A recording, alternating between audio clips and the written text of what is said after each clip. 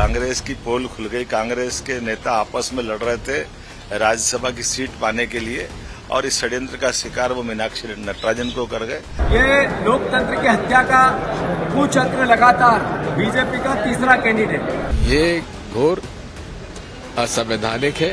बहुत ही पक्षपात तरीके से उन्होंने ये निर्णय दिया है। मीनाक्षी नटराजन ने भी अपने आपराधिक रिकॉर्ड को छुपा करके मध्यप्रदेश की जनता का अपमान किया और कांग्रेस पार्टी को उनसे जवाब पूछना चाहिए। कांग्रेस के लिए सिर्फ एक सीट का नुकसान नहीं हुआ है, गहरे राजनीतिक झटके का ये संकेत है। आप समझ गए होंगे, हम बात कर रहे हैं मीनाक्षी नटराजन के नामांकन के निरस्त होने की। मीनाक्षी नटराजन का नामांकन निरस्त होना कांग्रेस के लिए महज एक राज्यसभा की एक संभावित सीट गंवाने का मामला नहीं है। सिर्फ इसे इतने तक नहीं देखेंगे, इसे समझेंगे पार्टी की संगठनात्मक क्षमता, कानूनी तैयारी, राजनीतिक विश्वसनीयता पर बड़ा सवाल। जिस नेता को पार्टी लंबे समय से साफ सुथरी छवि, वैचारिक प्रतिबद्धता और नेतृत्व के भरोसेमंद चेहरे के रूप में प्रस्तुत करती रही हो, उसके नामांकन पर इस तरह का विवाद कांग्रेस की नैतिक और राजनीतिक साख को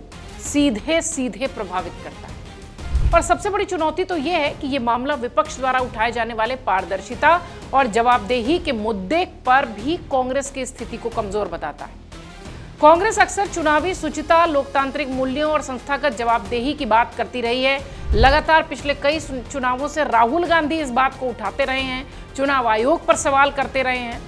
ऐसे में उनके प्रमुख उम्मीदवार के दस्तावेजों में इस तरह की खामी आना राजनीतिक विरोधियों को हमला करने का मजबूत अवसर देने जैसा है। इन सब के अलावा यह घटनाक्रम पार्टी के अंदर मौजूदा संगठनात्मक कमजोरी को उजागर करता है, जिसका जिक्र मैंने शुरुआत में किया। यदि राष्ट्रीय स्तर के नेता के नामांकन पत्र की कानूनी जांच में ऐसी चूक हो सकती है, तो सवाल उठेगा कि संभावित रूप से पार्टी की चुनावी तैयारी और प्रबंधन भला है क्या। इससे कार्यकर्ताओं और समर्थकों के बीच भी यह संदेश जा सकता है कि कांग्रेस अभी भी चुनावी प्रबंधन की बुनियादी चुनौतियों से पूरी तरह से उबर नहीं पाई है। और कार्यकर्ताओं की बात हम इसलिए कर रहे हैं क्योंकि हरदा के कांग्रेस के विधायक ने अपने पार्टी के आला कमान नेताओं पर सवाल उठाए। रामकिशोर दोगेन ने कहा कि जिस तरीके की स्थिति इस वक्त दिखाई पड़ी, इसमें सीधे सीधे गलती हमारे पार्टी के वरिष्ठ नेताओं की है। हरदा के विधायक ये भी कहते दिखाई पड़े कि बीजेपी ने नहीं, कांग्रेस के नेताओं ने विधायकों की बेइज्जती कराई।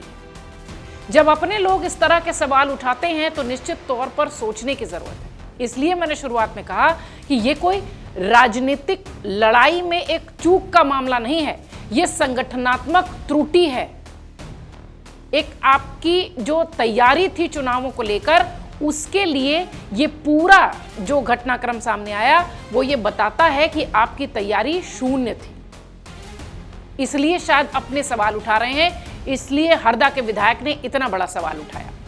उन्होंने साथ ही ये भी कहा कि ये इस तरह की चीजें जब होती हैं तो इसका असर पार्टी के नीचे तक के कार्यकर्ता पर पड़ता है। उन्होंने कहा बीजेपी ने जो किया सो किया, हमारे नेताओं ने हमारी भद पिटाई, हमारी बेइज्जती कराई, बहुत गुस्से में थे।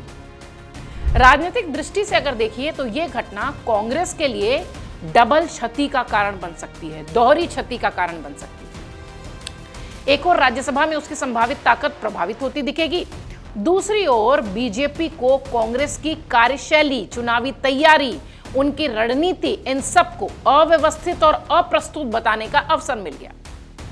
जिस एसआईआर की बात कर रहे थे आप, जिस चुनावी मुद्दे को आप उठा रहे थे, चुनाव की पारदर्शिता की बात कर रहे थे, ये पूरी कहानी आकर वहीं अटक गई। यानी अब विरोधियों को आप पर ही सवाल उठाने का मौका मिल गया। चुनावी राजनीति में कई बार घटनाएं वास्तविक राजनीति को नुकसान पहुंचाती हैं और मीनाक्षी नटराजन प्रकरण भी पूरी तरह से वैसा ही है।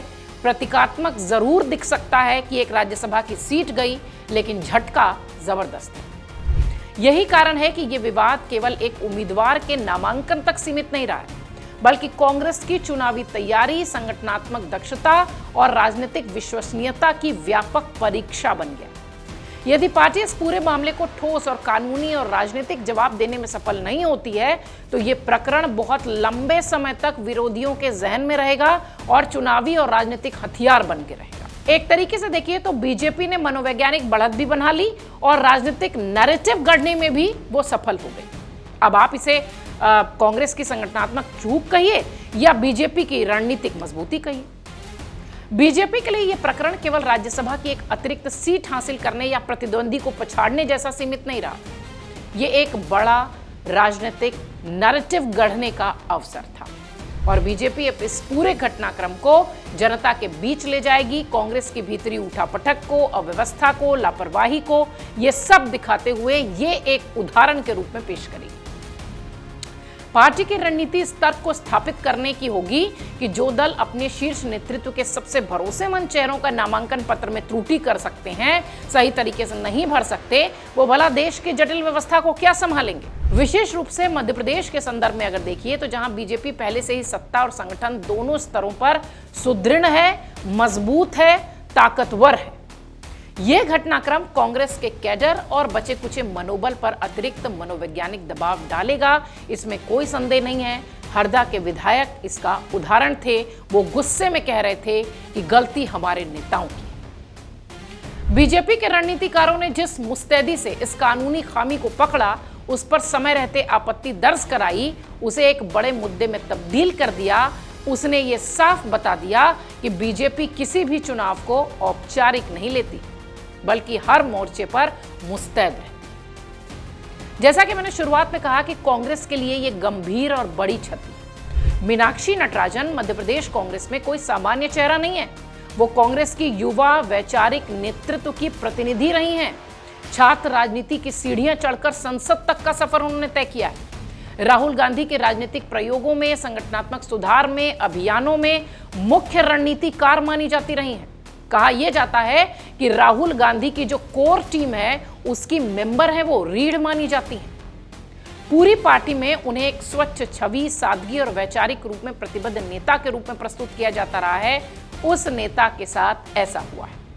ऐसे में एक ऐसे नेता का नामांकन तकनीकी या आपराधिक मामले की जानकारी छिपाने के आरोप में रद्द होना कांग्रेस के लिए केवल एक राज्यसभा सीट का नुकसान नहीं है, बल्कि ये उस राष्ट्रीय छवि के लिए बड़ी प्रतीकात्मक क्षति है, नैतिक क्षति है, जिसकी भरपाई कांग्रेस इतनी जल्दी तो नहीं कर पाएगी। हाँ, ये जरूर है कि बीजेपी इसे जमकर उठाएगी और कांग्रेस को घेरने की कोशिश करेगी उस मुद्दे पर जिस मुद्दे को कांग्रेस उठाकर हमेशा से सरकार पर सवाल करती रही। इसलिए मैंने शुरुआत में कहा कि ये कोई सीट जाने का मामला नहीं है, ये पूरी तरह से कांग्रेस की संगठनात्मक चूक है और बीजेपी की रणनीतिक मजबूती।